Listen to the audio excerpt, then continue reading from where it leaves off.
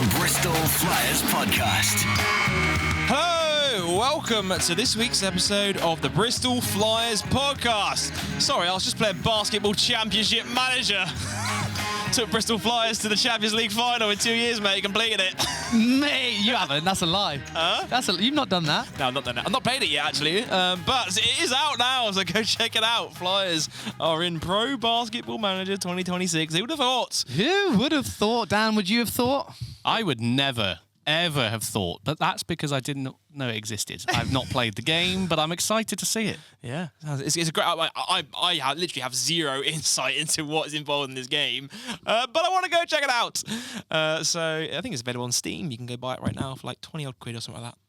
I'm John Osborne. Here's Sam Hardy. That is producer Dan over there. Dan, how you doing? You all right? I'm all right, thank you. Christmas is in full swing. Oh, it's, Christmas! We're like a month. Well, November. It's 25th. It's a month today. We're recording this on Tuesday. It is a month today. Jesus. I only say that because it is the Brandvox Christmas party this week. Is it? It is, yeah. That's why Christmas is in full swing. We're coming to young Samuel's comedy gig over there. Firstly, I'm not young. Well, that's true. That's true. Secondly, and also, is it comedy? There's actually a spare slot if you want to do a 5 minutes up there, Thank Danny you. boy. That'd be only 5. Only. What's your best joke, Dan? Any jokes you got for us right now? I don't know. You sort of have to see my face. That's the funniest bit. I got a joke for you. What? 2 olives sat on a table. One falls off to the floor. The other one goes, "You're right down there, mate." And he goes, "Olive." Nice. Yeah. What's that tweet sound like, Theo? We're going to need 4 minutes, 45 seconds more from you, Joel. I was in the optician the other day, Dan. You never guess who I bumped into. Go on. Everybody. Oh, good. Comedy. It's actually I've been running this night for 6 years now, I've got tickets as well, mate. I'm coming on Thursday. You coming as well? Well, Yeah. I've been running it for 6 years, and the guy I've been running it with, Jason, my good pal, has decided he is going to stop doing it now. So I'm being left alone. I'm bringing another friend in to run it with me, but it's his last one. So Wow. yeah, should be a fun one, emotional one. I'll probably cry. Probably won't. Probably won't. We'll cry with laughter. Yay, exactly that. so we will. Yeah. Go check it out last Thursday of every month. You right, Jolie? What have you been up to recently, my boy? Well, we hadn't had a podcast in 3 weeks because, basically the way it worked was we were supposed to do the podcast every other week. We then skipped a week after the podcast, and the week after that was the 3-game week. Yeah. So there Fair. was no podcast getting done that week, and then now 3 weeks later comes another podcast. So sorry. I'm there not you sorry. are. I'm not Sorry, sorry. it's a bit later than we originally planned, but it's back, and we've got Miloš Dugalić Miloš Dugalić. joining us on the podcast this week. This is a great. I mean, we were recording this after we done the chat. Great chat, in my opinion. Interesting fellow, I'd say. Very interesting. We've got a bit of Serbian in there. I can't remember it. Havala. We got some Sue in there. See. And we learn all about Miloš Dugalic's backstory, including playing the 5, the 4, the 3, the 2, and the 1 throughout his playing career. He's a versatile machine, that 6'9" wing, which is a great, actually, really, really great insight we get. We go through the quick fire questions. We do everything that we do on the podcast, and we get your fan questions in at the end. Before we get to this chat, though, a quick reminder, if you're enjoying the podcast, leave us a rating and a review if our usual podcast provider. Leave us a comment if you're watching on YouTube. We'd love to read some comments out. Have you got any comments you want to read out? Yeah, I do actually, Joel, because we always say we're going to read them out, but we never do. So I'm going to go back through the last 4 episodes we've done of this year and just check out some of the comments. Let's Is that all right? do it. Throw it at me. The first one was the Blind Pig Pod. Oh, the Blind Pig Pod. I listened to the Blind Pig Pod. It's very wordy. The Blind Pig Pod. It's like this guy from Sheffield and tells you everything that's been going on in So not Super League blind then? basketball. No, you can see.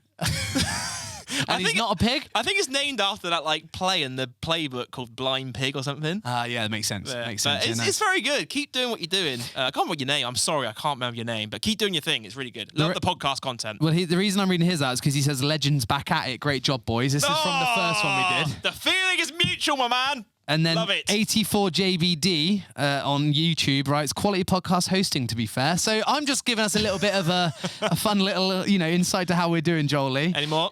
Yeah, okay, fine. We'll go to Cam Holden's podcast. A comment on that from, what have we got? Blind Pig Pod again. Again! Wow! Awesome content. Cam is straight up hilarious. Night and day compared to how depressed he looked on the Cheshire pod. Great to see he found that joy again. He did look depressed on the Cheshire pod, you're right. You're right. Let's see what we got on the Owen McCormack one. Anything good? Sean Spring, 440. Yeah. 440 said, great episode. Laugh so much on who cooks, who cleans question. Yeah, Is that fun. the one with the pizza on the sofa? I think it was. Yeah, that was the so pizza good. on the sofa. I love it. And then the most relevant ones, I'd say, the most relevant one is from last time episode with Zach, which was from someone called Clicker1982, which is Hello Bristol Flyers from Sinj. Oh, who we was it played. Croatia? Yes. It was a pleasure to host you. Zach, come play a few seasons with us. I mean, he had a great game, didn't he? So. He absolutely killed him. No, Zach will not play a few seasons with you. He's ours. Hands off. And that's all I got so far, Jolie. Great. Well, I love that. Keep leaving comments. We'll read out more on the show. But without further ado, Sam, I think it's time for us to get to this interview. What do you reckon? Let's do it. Here's this week's chats with none other than Miloš Dugalić. This is the Bristol Flyers podcast. Welcome back to the Bristol Flyers podcast, where we are very pleased to be joined in studio by none other than Miloš Dugalić. Miloš Dugalić. Hello, sir. Hello. Welcome to the podcast. Appreciate you guys having me on. What do you think of the setup? You've seen the little clips online. Now you're here in person. What are your thoughts? I think it's awesome. I mean, I always want to be on a podcast, so just seeing like the behind the scenes a little bit, seeing all the different places in the media center as well, it's really cool. So Yeah, we were speaking off air, and I asked you if you'd ever done anything like this before, and you said you hadn't. Nope. Never done a podcast. Nope. It's your first one. Are exactly. you nervous?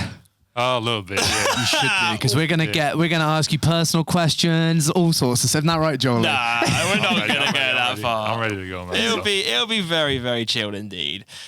Los is the nickname, right? Los. Los, yeah, Los. yeah. Is that what everyone's calling you in the team this season? Yeah, here Los. In Serbia, it's Dugi. That's what they call me, yeah. Doogie. Yeah, Dugi. So either one's fine. Can we say that? Yeah, that's fine. Doogie. I like yeah. that. Oh man, I'm trying. That is because I want to know. I've been wanting to know how to say your surname as well, because I've just been making it up as I go along. Dugalić. Say again. Dugalić. It adds in the Dugalić. Dugalić. Yeah, that's fine. But I've been going like Dugalić, or changing up a little bit just because it's been a bit of fun. So A lot of people don't get the ch at the end, but like if you know how to say that, that's like a certain level of respect. And isn't there like a sh sound in your first name as well? Miloš. Miloš. Yeah, So it's like a SH. Yeah. So it's Miloš Dugalić. But they won't call you Losh. It's Los. No, Los. That's like in the US or here, I guess. Los is like short for Miloš. There you go. Well, thanks for taking time out your busy schedule. I say busy. It was a busy schedule. Now we're on international break. Yep. So you got the weekend off this week. I mean, I think we're recording this podcast on a Tuesday. So you are off from Wednesday. Is that right? Correct. We have like morning shoot around and weights, but yeah, after that we're off for 4 days. So. So what are your plans for international window? You got up to much? I'm gonna go to Greece Ooh. for a couple of days. Are you actually? Yeah, get into the warm weather. So. Oh, nice. Yikes. Yeah, it'd be good to get out of this weather. Where are you flying to? Athens. Athens, and then I'm going west. It's like a 4-hour bus ride west. So. Amazing. Yeah. So you meeting some family out there? Or? Friends, actually, people that I work out with in the States. I'm going to see 2 of them are playing on the same team in the second league in Greece, so I'm going to go spend some time with them. And see them a little Wow, bit, that's yeah. incredible. It's amazing like where basketball takes you, isn't it, in the world, where you can just like hop on a flight for 2 hours and then go see some mates that are playing in Greece, right? It's awesome. It's a small world. Yeah, so it's yeah. like one thing that you like see like as you're playing in Europe or wherever, like everything's kind of close. Even now getting home is just a 6-hour ride, a plane ride, 7 hours, so it's not too bad. Yeah, and I guess like flying to all these different places in Europe is kind of like just flying interstates in America, right? Like, Exactly. from Chicago, Exactly. you can hop on a 2-hour flight, and it's like the same for us going to like Spain or something. And the weather is a lot different in Spain than it is right now. Can I just do something? Sorry, quickly. I need to be bougie. What's happened? I've got some new cleaners coming today. I need to quickly speak to them on Ring. We've got it here. Hiya. Have you found the key all right? Oh, you got no worries. It's always annoying that way. Let me know if you've got any issues, and I'll I've got my number if you need to call or anything. Is that all right? Thank you. No worries. See you in a bit. Thank you. Bye. Sorry about that. Hey, mate, I'm not going to cut that out of the podcast, by the way. I'm going to keep that in there. I look proper bougie. I don't mean, guys. We got a lot going on. All right. Just McLean's rocking up. Let him in on the ring doorbell. Yeah, sorry about that. Oh, yeah, that's staying in the podcast, mate. Brilliant. I'm afraid. Oh, mate. Where were we? Let's get back on track, shall we? Sorry, Spain, Greece, all the rest of it. Here we go. we'll chat about weather, but let's move on to maybe the 3-game week we've just had. 3 games in 5 days. It was a heavy schedule, wasn't it, last week? Yeah. Have you ever had anything like that in your playing career before, that with 3 games in that like short time frame? No. My first 2 years in Serbia, we had 2 games in a week, but that happened like once or twice in like the half season. But 3 games in 5 days, I haven't experienced until I got here, and it's honestly kind of awesome to be playing that much, like playing more games and practicing less, which is I was gonna just want to play, so it's not bad. I was going to say you guys probably rather just be playing games than practicing and stuff. But how are the bodies holding up in camp? Because I imagine some sore bodies after this week, right? Yeah, absolutely sore bodies, but I mean it's nice that we have this 4-day, 5-day, I guess whatever break, how many ever days it is to relax a little bit, physically, mentally, get back fresh on Monday and get ready to get back to work. So I think it's nice that you only had 1 away game as well, because that would have been grim if you were traveling all 3. Yeah, I mean, it's great to have home games. I mean, obviously you have the support of the fans, which is awesome, but then also the less traveling, not having to worry about, where you're going to be sleeping in your own bed. It's all huge things, like eating at your place, being in your hometown. Like it's awesome. So I was going to ask you also, actually, I guess with the international break, and maybe not so much for yourself because you're going off to Greece, but it gives you more time to explore Bristol. Because I don't think you probably would have had too much time to really look around the city with how many games we've had so early in the season. You've been here for a few months now. Yeah. But like international break is a great chance to get out and see what Bristol has to offer, I suppose. yeah, I've only been out to like the city maybe 2 or 3 times. Like when we had like a 2-day break, I'd go just downtown, walk a little bit, especially if there's a football game, go and watch that. Yeah. But like especially now with these extended days, when I do get back, maybe just go downtown and just walk around a little bit, because I only seen like the center, and there's so much to see. Like driving here, like there's so much more to see about Bristol, and even in like the area around there, it's a small area, but it's like so densely packed with like stuff to see. So it's really cool. That is so cool. So you were born and bred in America, right? Yes. But with European, sort of roots, do you quite like a bit of football or not really? Yeah. Yes. That's the first sport that I actually played was football. Wow. Soccer. And now you're coming down to Ashton Gate and you're on the Ashton Gate Ultras with McCormack. I was there. Yeah. Not with the Ultras, but I mean, as ultra as Owen is. So. Yeah. Chris Dan likes getting McCormack involved on Robin's TV. You fancy yourself a Robin's TV appearance at some point this season? Robin's TV was it? It's basically Bristol City's live streaming. Before we came in, you saw that they were streaming Wrexham this week. Yep. And that's the game that you wanted to watch, right? Because obviously you've been watching the documentary online. Welcome to Wrexham.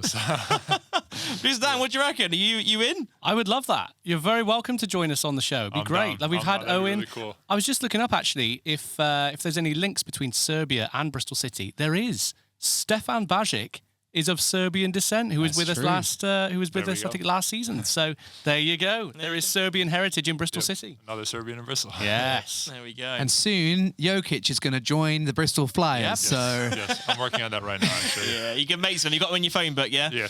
have you met him? No. Not all Serbians know each other, okay, guys? All right. Amazing.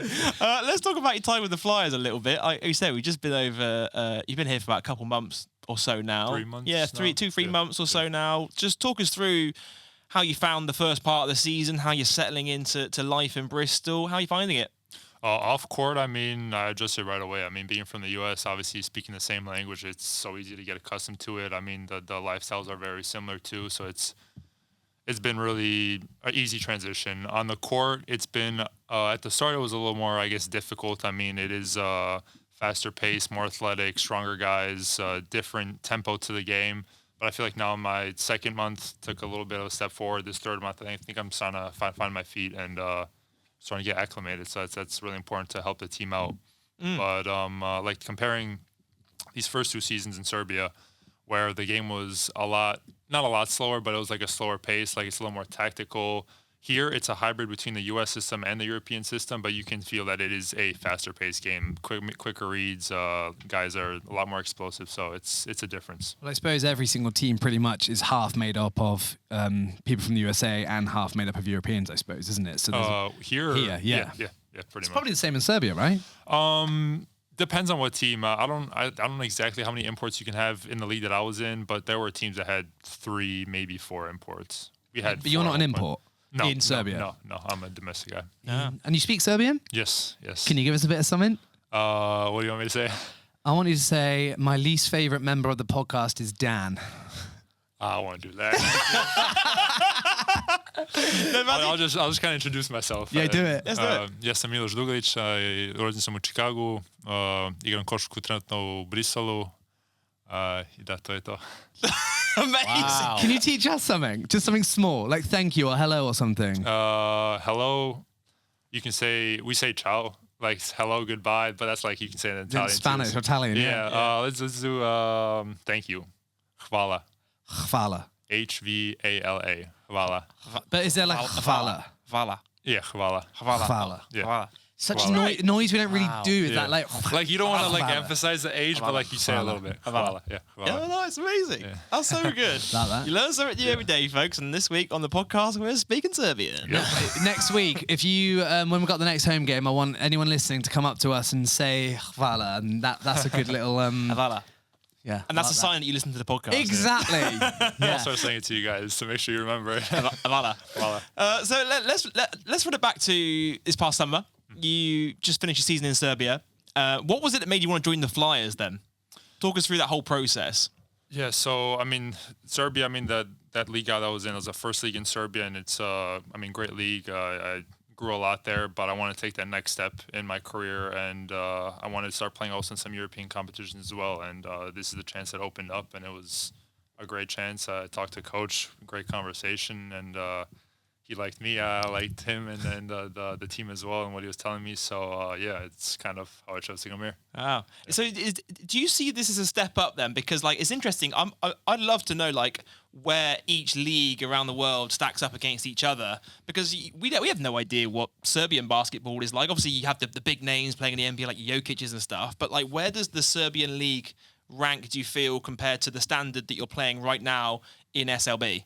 So in that whole like Balkan area, like it's weird because you have the ABA, the Adriatic League, which is that's where like the top teams, those EuroLeague, Euro Cup teams play in, some Europe Cup, Champions League teams, and then each country they'll have their own like domestic league, their top league. So Serbia has its own, Croatia has its own, Bosnia has its own, and then those teams like aren't teams that play in that Adriatic League. So it's kind of technically like a second league, but it's classified as a first league in that country. But the Adriatic League is where the EuroLeague teams play, where Dubai is playing, Red Star, Partizan. Then you have Euro Cup teams like Cedevita Olimpia, who was Budućnost. Like that's like a team from Montenegro, so and Slovenia.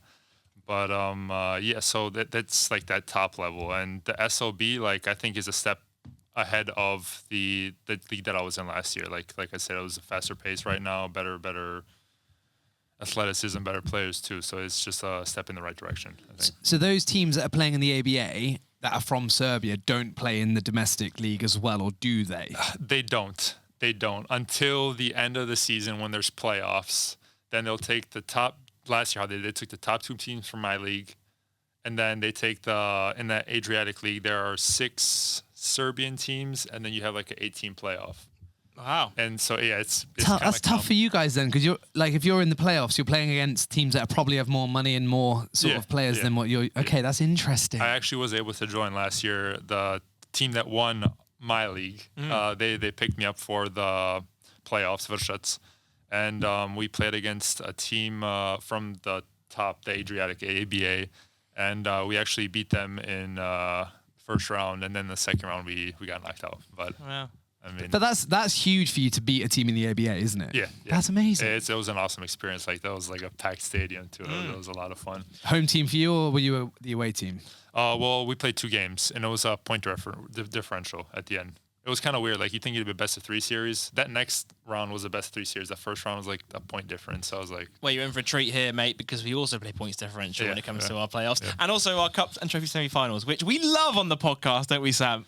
I flipping why I hate it, and we say this every flipping time, but what I wish they did is on the second game, the scoreboard would start like with the score from the first game. I would like that carry better. on. Yeah. so if you're in a deficit or whatever, you know how much. Like, Yeah, it just says like, to start 10 up, 10-0 up. You know what I mean? Yeah. Like just. Well, I actually think what would be better is if it started 98-72 or whatever it is, and then you carry on from there. I think that might be a better option. Yeah, I hear you.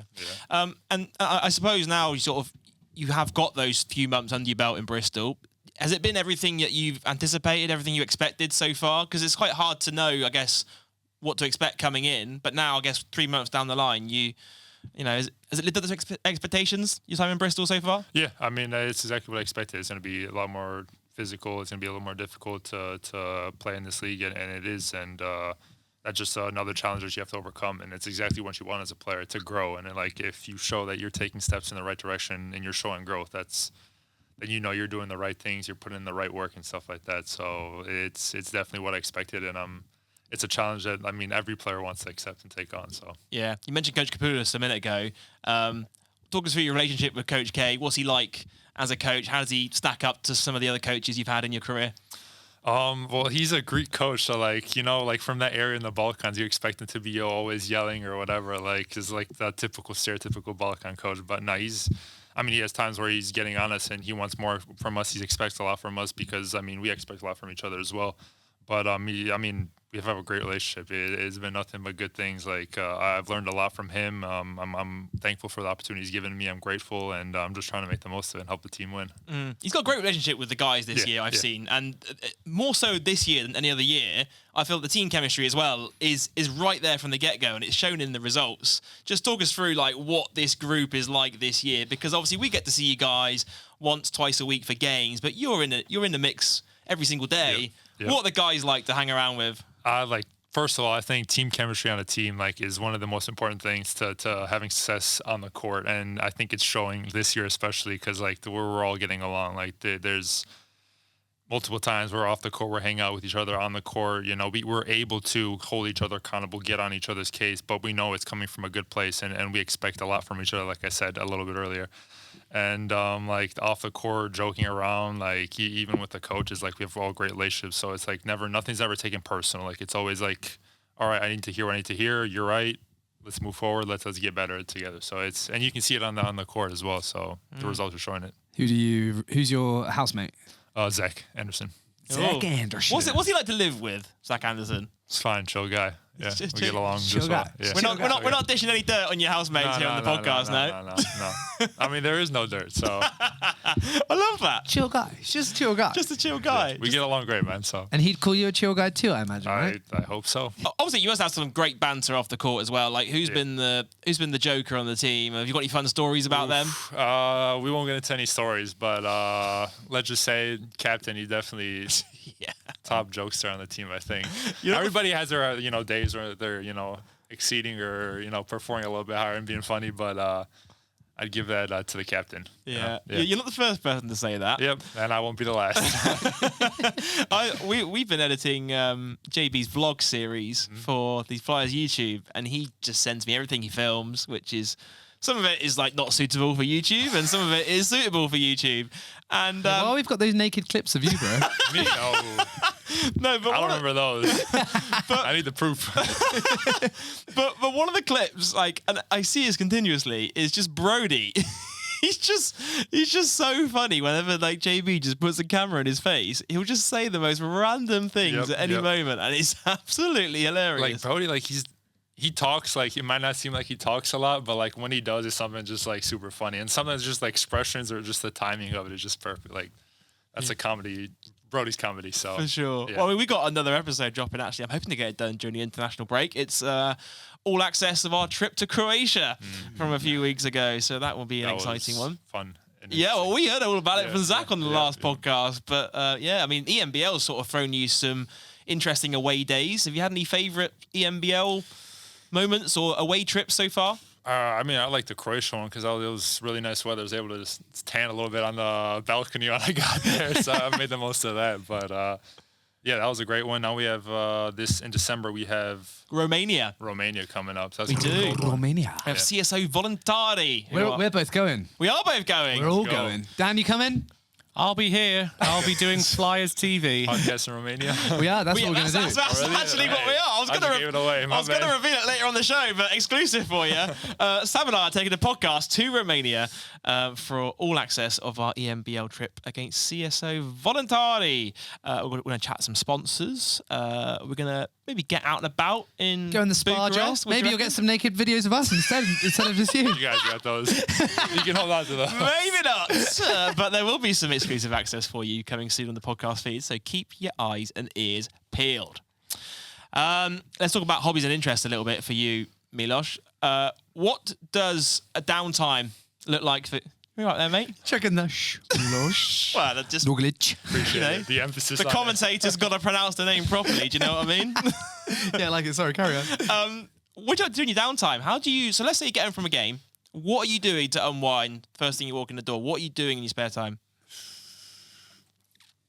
making food, eating. That's priority number one. Food is always on my mind. I love eating, so that's probably the most important thing. After that, I mean, after games, like I feel like I speak for a lot of athletes. Like it's tough to kind of settle down and relax. Good game or bad game, like that adrenaline's still in you a little bit. So you're kind of just always thinking about those last plays, the good and the bad ones, and they're always running through your mind. And then I'm just trying to always do something just to get my mind off of that, which would either be, talking to family, watching a show, or sometimes even just playing video games, just to get my mind off of it. But then as soon as you lay down in bed, it's right back to it. Just like a replay constant. Like, what could I have done better? Where could I have set this screen better? This rebound, this stop, placing my feet in the right places. Like, it's small stuff like that, and you just can't sleep because of it. But yeah, that's I guess after a game what goes on in my life at least. I know a lot of guys like to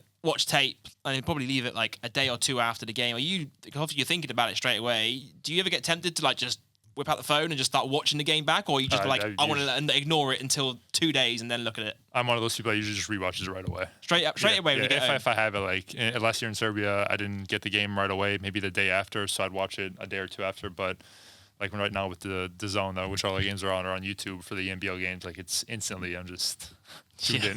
Yeah, It's so nice, isn't it? It is good. Not to always, but just watching game tape. Yeah. What about music and like playlists and stuff? Have you got like downtime playlists or pre-game playlists or anything like that? I got all kinds of playlists, man. Like from reggae music to country music to rap, Oh. R&B, like with Serbian music, like whatever you want. Like I have that. Like in the mornings, like I'll put on some like country or something just to get the day started. But then as the day's kind of going, it gets a little more intense with some rap or something like that. yeah? But yeah. Oh, so talk us through the pre-game locker room playlist then. So is there someone in the locker room who's like the DJ, or is everyone bringing songs to the table, or how's it work?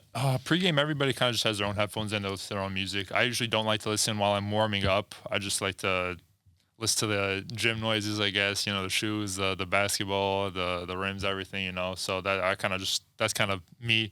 But I know a lot of guys like to listen to music, and everybody's going to listen to their own thing. But then we do have JB as our team DJ, I guess, when we're in the weight room or something like that. He's playing music, so yeah. And do you trust the DJ yes, to always play bangers? Yep. Yeah. It's and he mixes it up too, which is nice. It's not always like a same thing. Like as a DJ, you got to be able to understand what everybody's feeling, so and then play the songs they want to hear. I see. Shout out JB. So what's a song that's on one of your playlists that might surprise a few fans then? So like, people might look at you and think, oh, he likes to listen to a bit of hip hop and R&B pre-game. But what's one song maybe that you're listening to in your headphones in the gym or anything like that might surprise someone? I don't know about song, but I guess before games, I like to listen to. I feel this is going to be like the surprising part. I listen to like Young Boy, G Herbo, stuff like that, Little Baby. So that's kind of like pre-game for me.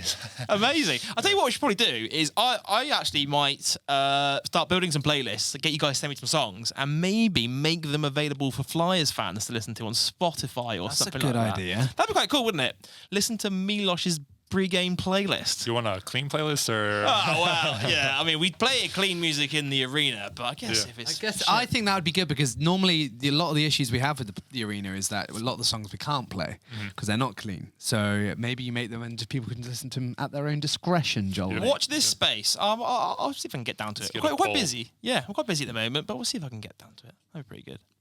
Miloš, one thing I like to do with our guests, especially new guests when we get them on the podcast, bless you, is get them on to run it back. And this is when we like to dive into our players' past, their background, growing up, playing basketball.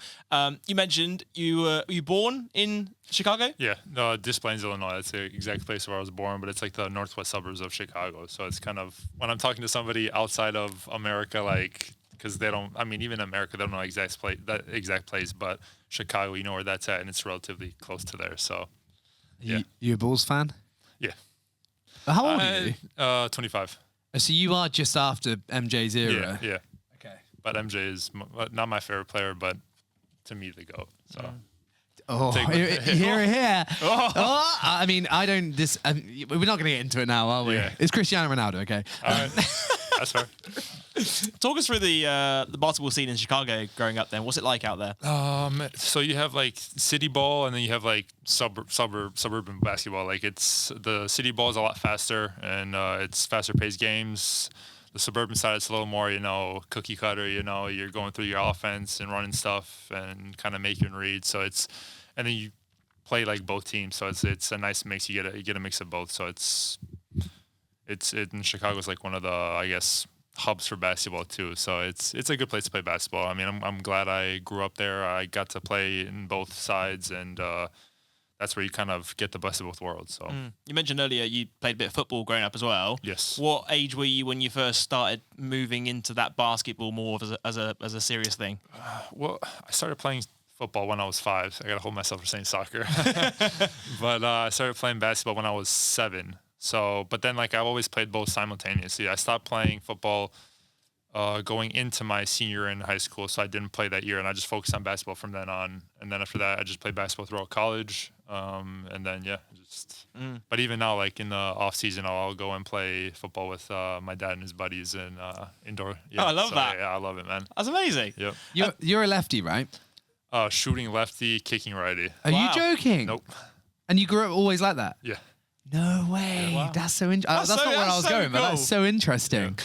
Have you found being a lefty in basketball, though, has brought sort of, I don't know, like, has it given you advantages and disadvantages at times, or what do you think it does for you? There are the advantages to it because, like, even me, like, when I'm guarding somebody that's a lefty, I'm like, you're guarding someone at the end of the day, but like then you're like, oh wait, I'm positioned like in a way that I'm not used to. Everybody's typically a righty, so you're positioned to guard them going to their left, but you're positioning someone to go to their right, and you're not used to it. Sometimes it's not that big of a difference, but it could be in some instances. Like you wouldn't even think about it, but it could be a disadvantage, a split second or whatever, and you have an advantage to kind of attack. So.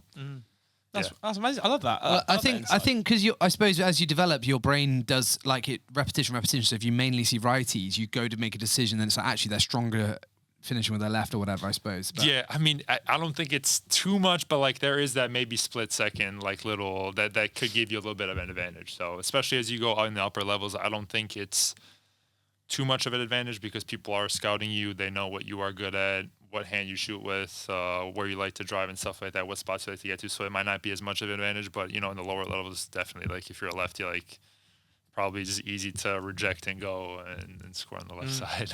What about your height? Because obviously you're 6'9". Were you always tall growing up, and that sort of? Cause some players are a bit like, I'm tall, I should go and play basketball. Yeah.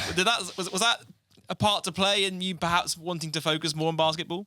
I think so, yeah. But I mean, it didn't have too much an effect because I've been tall, but when I finished high school, I was 6'4". So throughout the whole time there, I was kind of slowly growing. And then throughout college, I grew 5 inches to 6'9". So yeah. Through college, you grew? Yeah. That's a huge difference. Yeah. Like everybody always has in their mind, I want to play professional basketball, this and that. But like, I didn't fully like get that in my head until maybe I was in like my 3rd or 4th year in college, and I was like 6'9". I was like, this is because then I'm playing I went into college playing as a 2-3, And then I finished playing the 5 because I was the tallest at the Division 3 level. I was the tallest player there. So, and then I have those abilities, I guess, at the 2-3 now as a 6'9" person. Yeah. So that just helps me a lot. So. Well, I was going to ask you about this because, like, more and more now in the NBA, you're seeing like guys who are tall but also can get it done on the perimeter. So like your Wemby's, your Giannis's, like, you know, the list rolls on. Obviously, you growing up having that growth spurt. And what I've noticed about your game is you are incredibly versatile, and you know, you're saying like playing on the wing growing up, but then being forced inside because you essentially would have probably been the tallest guy on the team. So it's like, okay, you're the tallest guy, we'll put you at center. When actually now the game's changed a lot more where you are seeing these taller players playing out on the wing, and you're like a prime example of that, right? Yeah, I mean, I wasn't so much forced to play down there. Obviously, I had to given the height, but like I was lucky enough to have a coach that he let me also bring the ball up sometimes as a center at the Division 3 level because he trusted me. He knows what I could have done, and I think that carries over to now where you see these guys that are bringing the ball up the floor like 7'2", 7'3", like handling it really well too, being able to shoot it, spread the floor out, and then it does help because, you know, coming off a screen sometimes or to make a read, you can see over the defense and you can make that pass, and it does help a lot. So. And I guess that would help you making the next step into the pros, because now at the pro level, everyone's like, okay, I'm looking for a wing player. Okay, I'm looking for a wing player that's 6'9". Like that makes you so much more valuable to teams, right? Does, yeah, absolutely. And I mean, that is an ability that I have, and I'm glad that I have it. But then I have to clean up some other things first in order to be able to, for a team to pick me up, especially at the next level. So as part of that like challenge thing, you know, growing every day and trying to get better. So yeah, you mentioned college there a second ago.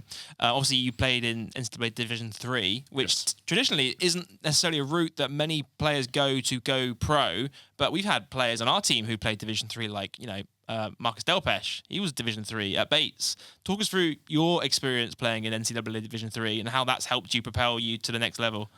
For me, I mean, I guess everybody has their own path, like, and it's kind of cool. The cool thing about sports in general, like, it doesn't matter how you get to plays, but you know that path is just unique to everybody. And for me, I didn't have too many offers coming out of high school, and the school that I did go to, the Illinois Institute of Technology, they gave me a chance to get great education first of all, and then after that also be able to play basketball. And there I kind of just grew as a player and as a person, but more so as a player. And I learned a lot and finished school. And then, I mean, like I said, that fourth year, I kind of saw that I could do this as a professional athlete, like as a professional basketball player. So just to focus even more and get more reps in to take that next step. So it was really cool. That's really cool. I always love to ask, what did you major in at college? I got my bachelor's degree in mechanical engineering and my master's in aerospace engineering. Oh, you're in the city of aerospace, my man. Yeah. Do you know that? Yep. I have to take you on a tour around the Rolls-Royce factory, they do like aerospace parts too, I'm pretty sure. So I want to go check that out. Have you been to the Aerospace Museum yet in Bristol? I have not. Oh, I could get you down there. Yeah. We did a kit launch one year for the Flyers home jersey. It had the Concorde on the front, and obviously this is where the Aerospace Museum is where the Concorde is housed now, so you can actually go and see it. I got to see it. Yeah. It's really It'd be good. a shame if I didn't do it. 100%. Yeah. It's not far from where you live either. That really. It's in Filton. Yeah. Okay. Yeah, so it's literally on your doorstep. Okay. I got Add it to the bucket list. You'll absolutely love it. Definitely. That was a great chat. Oh, you learn something new every day, don't you? Every single day, Joel. Every single day, you learn something Every day. new. Miloš, it's time for us to get to our quick-fire questions. This is where we ask you as many questions as we possibly can in 30 seconds. Let's do it. The score to beat is 10. Is it 10? No. I feel like still 9. Maybe 9. Oh, we're so bad. Who knows? We never even write it down. We Yeah. should do. It's just a bit of fun. But you've got, let's say you've got 9 to beat. Someone will correct me if I'll I'm just wrong. be the top scorer. Yeah, there we Let's go. get 11. Let's get 11, mate. It'll be fine, yeah? Yeah. You got to answer as many questions as you can in 30 seconds. Sam, are you ready to go? Yes, I am. Just like we did in practice. Miloš, you've got 30 seconds on the clock to answer as many questions as you can. Your time starts now. Who's your favourite NBA player? Jokic. What's your favorite film of all time? Penguins of Madagascar. Early bird or night owl? Early bird. Who's the one teammate you trust with the aux cord? JB. What's your biggest pet peeve? Not cutting your nails. What's your most used app on your phone? Instagram. What is your comfort food? Ice cream. What job would you be doing if you weren't a professional basketball player? Engineer. What's your favourite emoji to use? The laughing, crying one. The laughing, crying emoji. Great emoji, by the way. That is a great emoji. Producer Dan, have you got a number? Well, at the death, it's 9. It's 9! Oh, we tied on 9. Whoa, we've got a joint top scorer. See, that's what you set out to do. I like that. That's fine. There we go. Right, Sam, it's time for us to get to the news. This is the Bristol Flyers podcast. Right, we've got a whole load of stuff to talk about this week. How many games have we had since the last one? Oh, who knows? It's been 3 weeks since our last podcast. Should we just not do all of them? No, we're not doing all of them.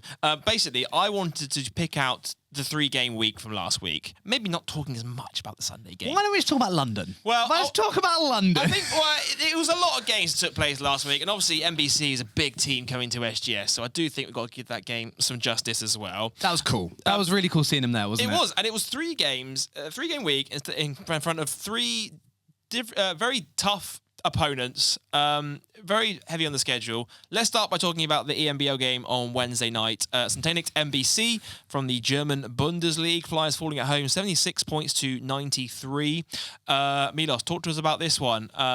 What was your overriding thought after the buzzer went on that EMBL game on Wednesday?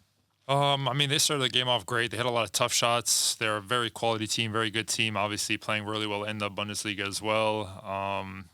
They kind of got away. We were just, going back and forth at the start of the game, and they kind of got away afterwards, and then we just weren't able to recover after that. And you can't give a good team like that a lead. They're just not going to give it up, especially like a quality team like them. You give them separation, they're not going to let you come back, and that's just how it is at those higher levels. Yeah. Some people may not know this, but one of their players, I can't remember, Spencer, isn't it? His Spencer first name Reeves. Spencer, his surname Reeves. He is the older brother of Austin Reeves, who plays with LeBron James at the LA Lakers, which is kind of wild to think, isn't it? Yes, it's a cool fact. Yeah. Such a small basketball world, isn't it? It is. It really You got is. Austin Reeves playing out with LeBron, and you got his brother Spencer playing in front of 750 fans at the Wise campus. I'd actually just seen a video the night before of Austin hitting a 3, getting fouled and falling over. LeBron goes, picks him up, gives him a hug, and I'm like, he's there doing that, and his brother, no offense, but he's in SGS right now. I saw on his Instagram, actually, he did something cool. Austin wore a pair of either pink or blue shoes as a gender reveal for Spencer's baby. What, in an NBA game? Yeah, so they were watching on TV, and then in the NBA game, he came out wearing either blue or pink. They were pink, and that's it was sick. for the a good reveal of brother. his kid. That's quite cool, hey? Right there, yeah. That's really cool. That's incredible, actually. That's really good. Yeah. I mean, just talking about this NBC game, though, I mean, this is a team coming into, for context for the listener, just to explain, like, the levels to this. Like, this is the team that they're 3-0 in the EMBL coming into this game against us. They hadn't won a game by less than 20 points going in. So they were blowing teams out in the EMBL. Their biggest win in the EMBL was 43 points over Villingen Lions, 107 to 64. They were third in the Bundesliga coming in, which is highly regarded as one of the top 5 leagues in Europe, beating some massive teams in domestic play, the likes of Ulm, Hamburg, Chemnitz. Like, they're picking up wins against these teams, third in the league. So not only are they, probably, I would say, one of the favourites to, be contenders for EMBL this season. But in the Bundesliga as well, they're right up there in the mix against teams that are playing in Euro Cup and higher. So, I mean, for a team like that to come to SGS, first of all, is massive for the club. For us, probably our biggest name we've ever played as a Flyers program in our 20-year history. A team at that level. We've obviously had Bamberg last year, who play in the Bundesliga as well.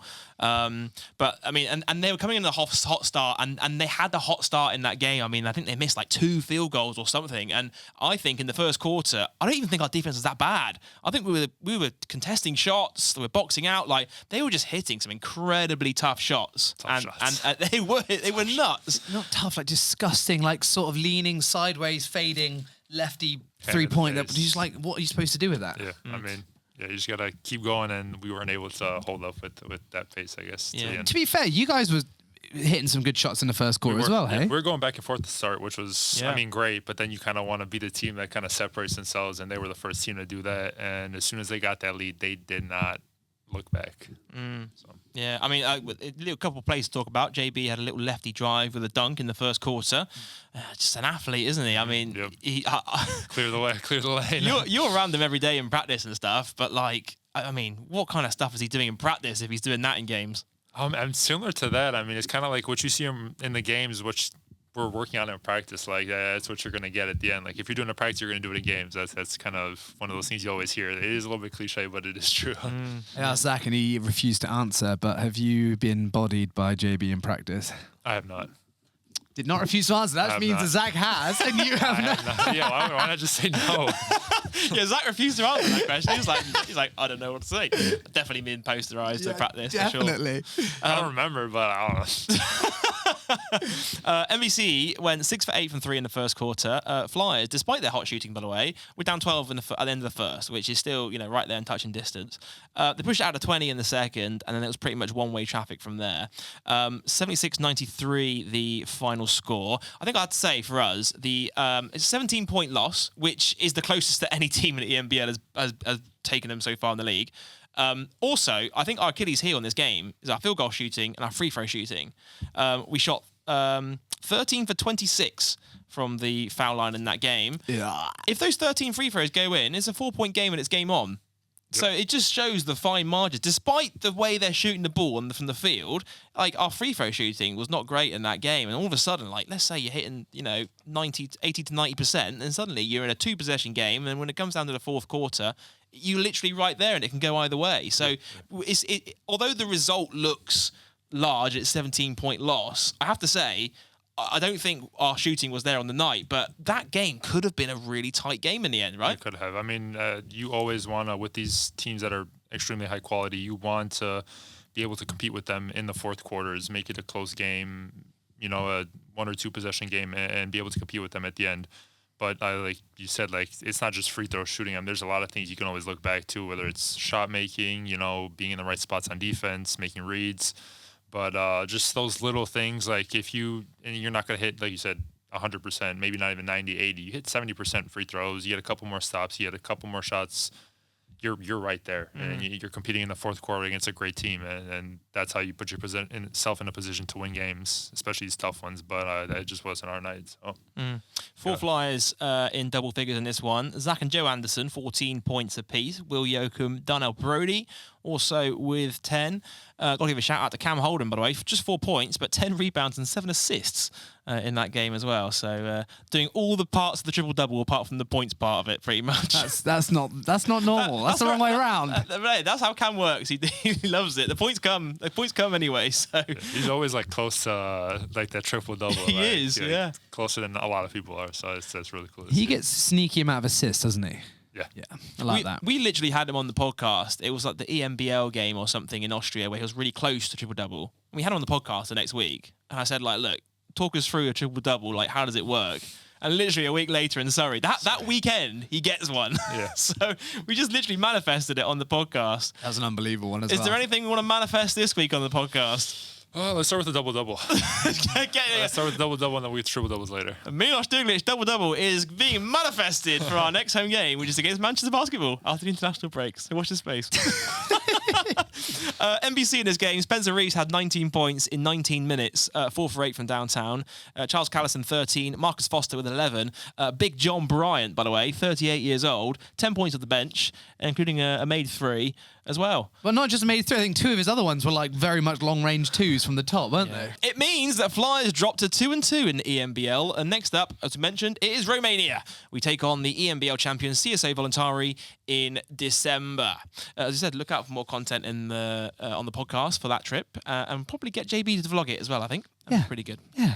I guess also that then moves us on quite nicely to the London game, and we go from having Austin Reeves' brother at the Wise campus to having Domantas Sabonis' brother at the Wise campus.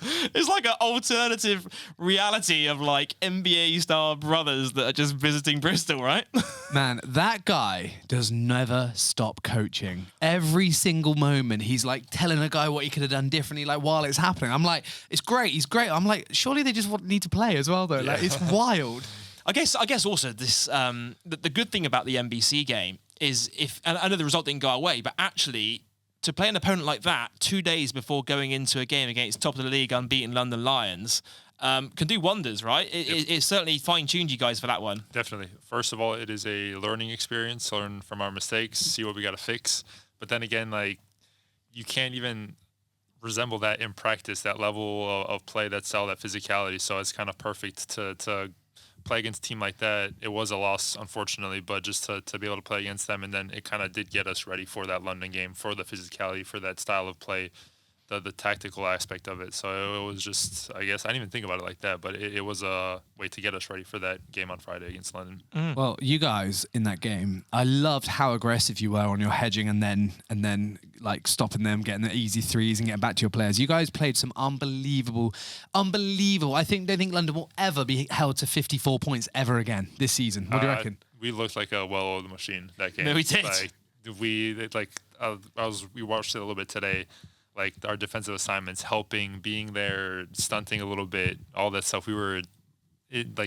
Defensively, it was great. Offensively as well. Like there's times where they were pressing us a little bit, being physical, but we were also able to find solutions to that as well, which is awesome to see. Like as a player, like to be able to make those reads and then defensively to stop a team like that and hold them to 54 points. It's no easy feat. You guys must have been buzzing in the locker room after that game. Yeah, we were, but like we knew like we had a game on Sunday, and we were trying to at the same time kind of not right away get focused for that game, but like turn the page, because it is a short turnaround and there isn't a lot of time to celebrate. As big of a win that it was, like it's still time to go to the next game and focus on that game, which unfortunately was a loss. Well, we will come to that game, but I think some people's narrative of this game, they'll look at the score or the stats and whatever, and I think they were 3 from 14 in the first half from the 3-point line, and then they were 0 from 15, I believe, from the 3-point line in the second half. This is London I'm talking about.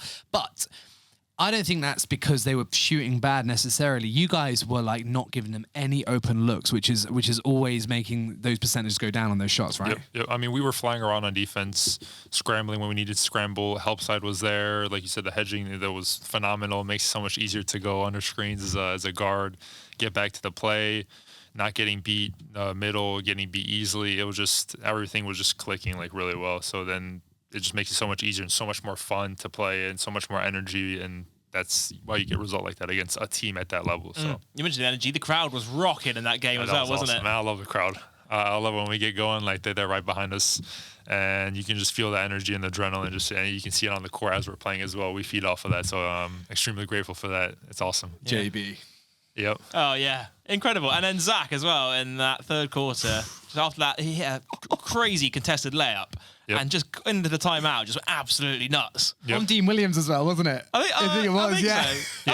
He hit the layup on D, and then he later on, I don't know who he hit, but like a little turnaround, I think, in the midi. It was a tough midi. Yeah, incredible. So. He was chatting as well, wasn't he? Yeah, he was giving it some.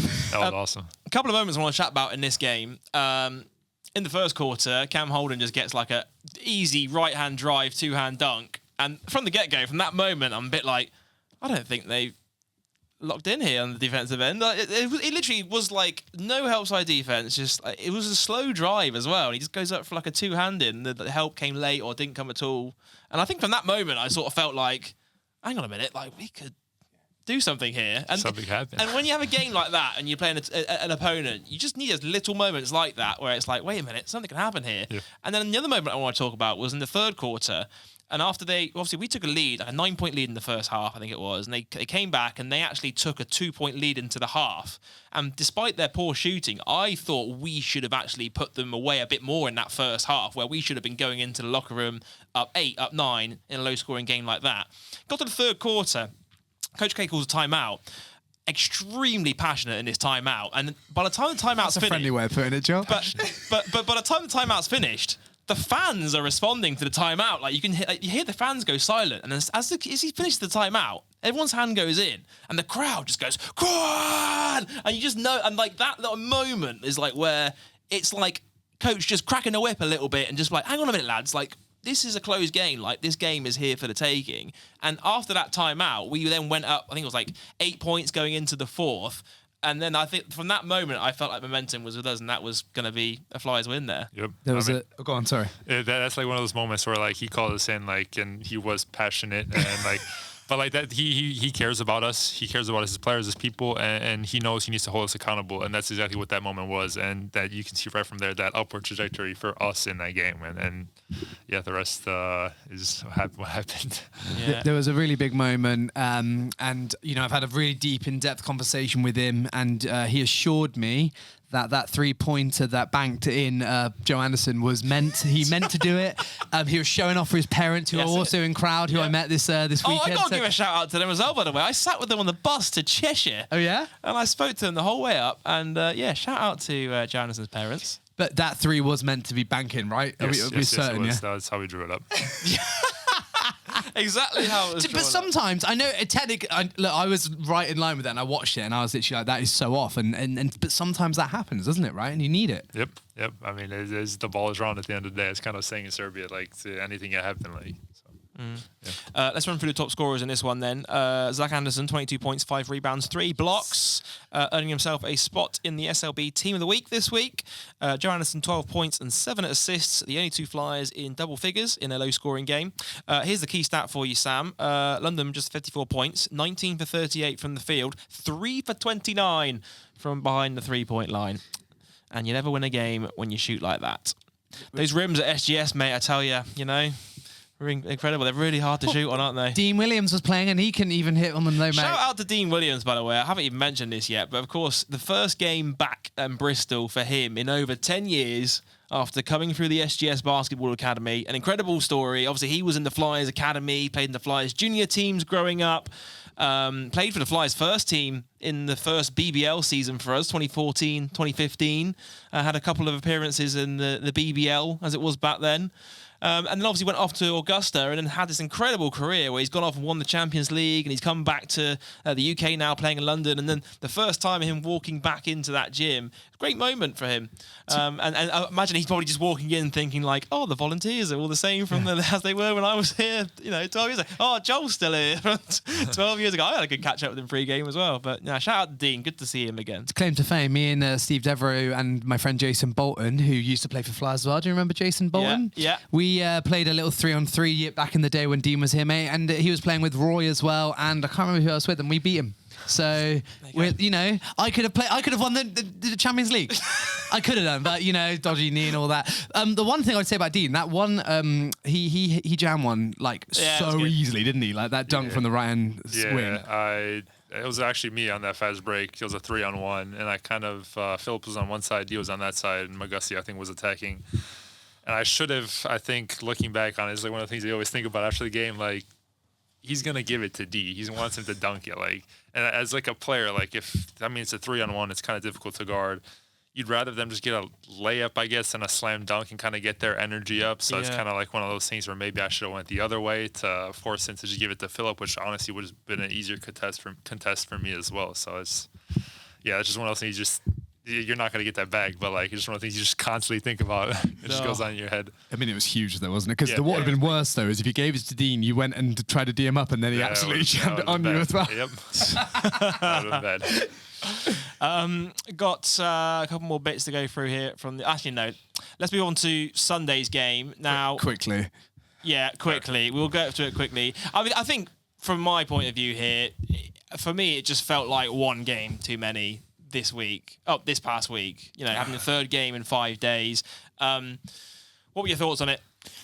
I mean, it is the third game in 5 days, but it's not like something we want to use it as excuse. That's kind of what we talked about the last couple of days. That game, we don't want to use that as excuse as to why we lost. That we're tired. We still have to hold ourselves to a certain standard if we want to achieve our aspirations and our goals for the season. And that means playing consistently and the right way, no matter who we play. And going into that game, we wanted to play a basketball game, and we kind of got away from that, and the result was what the result was. But, I mean, this week in general, I feel like I was kind of thinking about it's kind of like the good, the bad, and the ugly. Yeah. Not in the exact order, but it wasn't the greatest game against MBC, good game against London, and then this last game against Cheshire was kind of an ugly one, and you don't want to have those kind of performances. You want to still hold yourself to a certain standard, play the way that you're supposed to play, and hold yourself into the game, even after 3 games in 5 days, but you still want to be in that game and competing, like I said earlier, to put yourself to compete in a fourth quarter and make it a close game.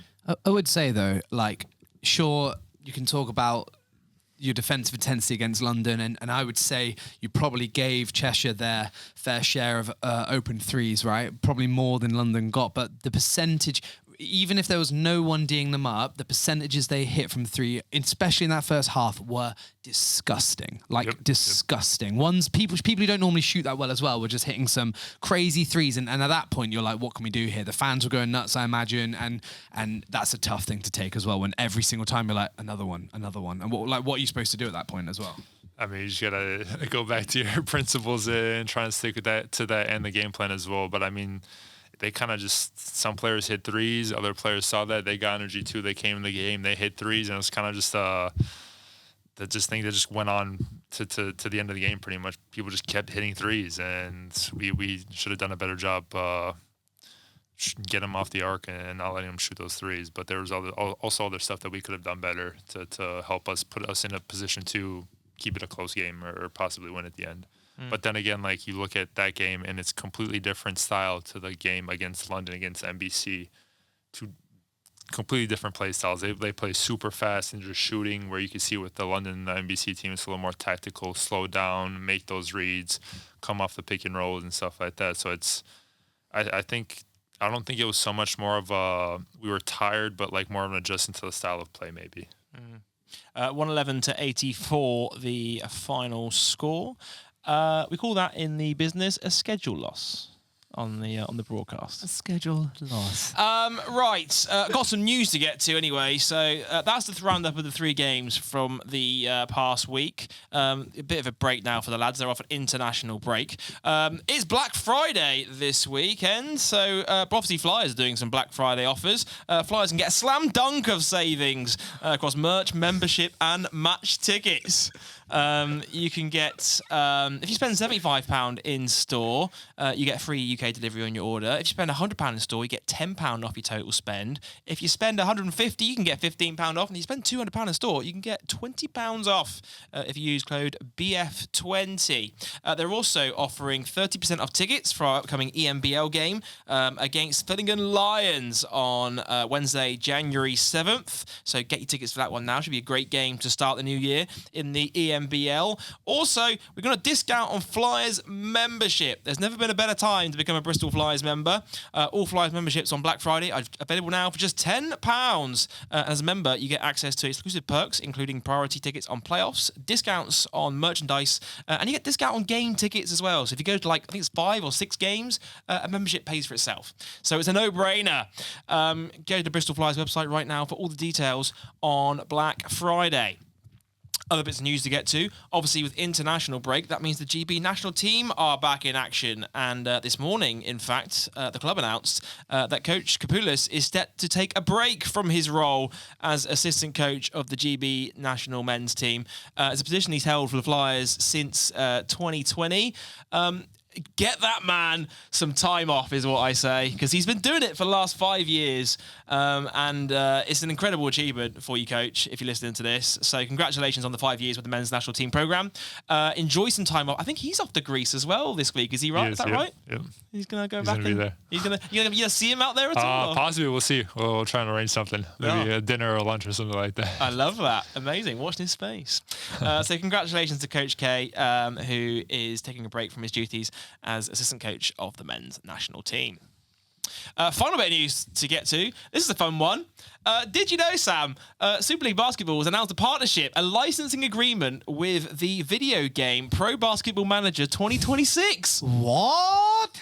I didn't know I'd seen it, but yeah, that's amazing. It's like basketball's version of Football Manager, and all these guys are in the game. You're going to be on a game. I want a video game. Not 2K yet, but this is a start. This is 1K. It's I think it's only 25 quid you can buy it for in the Steam store. You can basically manage your team online. It's exactly the same as Football Manager. You can manage the Flyers. You can get them to the Champions League, and you can win the whole thing.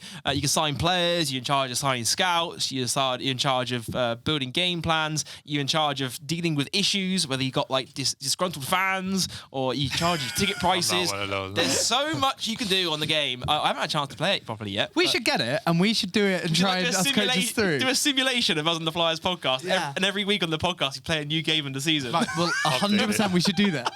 And then I'll read out all the emails that come through for like like on the email section where it's like, oh, there's a riot at your last game against Caledonia Gladiators. You should get some more security.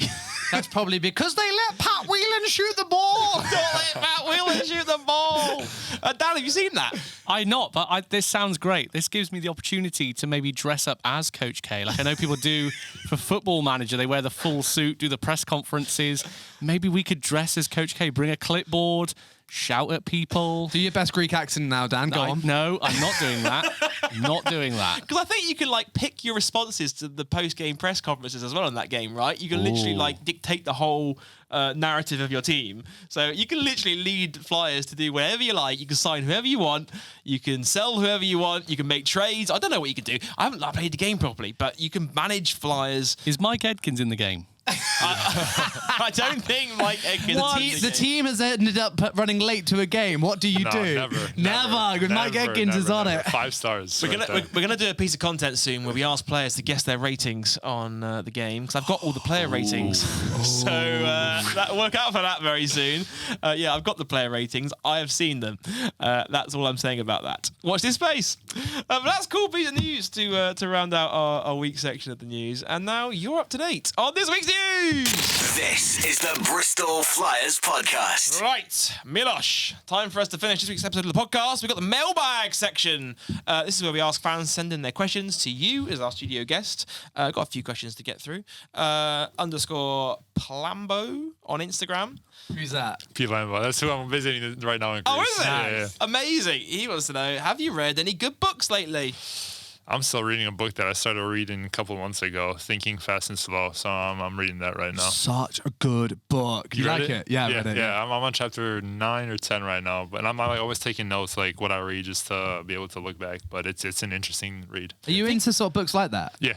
Man, we'll chat recommendations, okay? Got it. What Thank you. is it? Thinking fast or slow? And slow. What's it about?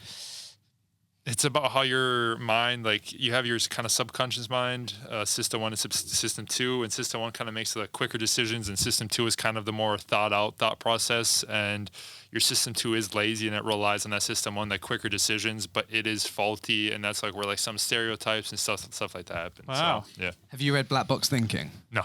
Oh my gosh, life changing. You should read that one. Will Okay, do. got it. Nice. Next question comes from Caden Giss. Yep. Who's that? My roommate in college. So I'm. He actually asked, "Who's the best roommate you've ever had?" Oh well. Zach Anderson. Zach Anderson. Yeah, Zach Anderson. No, He's just a chill guy. Zach, shout out to Caden and shout out to Ben. Those are my 3 roommates from college and now. So yeah. Were they all good though? All Yeah, three. all of them are great. So can't complain. Joe Anderson on Instagram. He wants to know, what's your best in-game celebration? Oh, the Sui. The Sui. Ooh. Can you give us a Sui right now? Sui. Now, hang on. No. We need to do it properly. I need you to stand up and do it right in front of here. You do the run and the jump right here on the podcast. This is where we get an injury and then Here Coach comes the K will be on the Sui. phone. Here we go. One Sui from Miloš Dugalić. Sui. Amazing, I love it. That is, I know we always gone on about it. Well, I don't know if we have, but we had a sponsor for so long called Subway Sue, right? Who's She still sponsors us. I know, but she's not working. She's got rid of all her Subways now, so she's just Sue. So on the back of Owen's top, it just says Sue. Have you seen that? I think on his shooting shirt. On his shooting shirt, because that every time I call out his sponsor, I'm always literally like, and sponsored by Sue. I love that. So shout out Joe for that. Thank you. Things you never thought you'd see on the Bristol Flyers podcast. Miloš Dugalić doing a Sui. Okay, so we've got Coach T-Dell, 32. Is that your coach from One college? of my assistant coaches from college. That word is spelled that word is spelt wrong. It says, "Who is the swaggiest coach you ever Swaggiest. played for?" Oh I my spelled- God! On here, I spelled it wrong in my It notes. says, "Who is the saggiest coach you've ever played for?" I just had a typo on my notes, folks. All right? I hadn't even read it, so I would have literally gone, "What the heck?" Because you read it out, and I saw the notes, and I was like, "Don't say it! Don't say it! Don't say it!" Firstly, who's the saggiest coach you've ever played I haven't had any saggy coaches, so Next question. Right, final, second question, part 2. Who is the swaggiest coach you've ever played for? I'll give it to Coach Tank right there. I mean, he's got some of the best kicks in the game. So, yeah, I'll give it to him. I'll tell you what, Coach Kapulis is stepping up his kick game recently. He's got a pair of dunks on his feet now these days. Yeah, but you earlier before the podcast, I remember you calling Coach K saggy. So I don't. No, that's not true. That is not true. That is not true at all. And on that note, I think it's a great place for us to park this week's episode of the Bristol Flyers podcast. Producer Dan, thanks for pushing the buttons for us as always. You are the MVP behind the scenes. Miloš, thank you for joining us on the podcast. Did you have a good time? I did. Thank you guys for having me. This is great just to be able to talk with you guys a little bit. And yeah. Well, we appreciate you chopping it up with us. See, it's nice, relaxing, isn't it? Nothing to be nervous about in the end. Chatting nonsense. Classic. I was going to say the thank you word in Serbian, but I completely forgot it. Hvala. Hvala. Yeah. Hvala. Hvala. Hvala for joining us on the Bristol Flyers podcast. And don't forget, you can see this guy in action when the lads are back from the international break in December 5th, December 6th. I think it's the 5th or 6th. Manchester Basketball are coming to the SGS Wise campus. It's the 5th, is it? It's the 5th. 7:30 p.m. tip-off. Get your tickets right now over at bristolflyers.co.uk. Sam, anything else to add? No. The show? No. I have one bit of housekeeping to do. If you like the podcast, please make sure you like, comment, and subscribe if you're watching on YouTube. If you listen to the podcast feed, give us a rating and a review via your usual podcast provider. And please share the podcast with a friend. We'd love them to join our little Flyers family. But until next time, we'll see you on the Bristol Flyers podcast soon. Goodbye.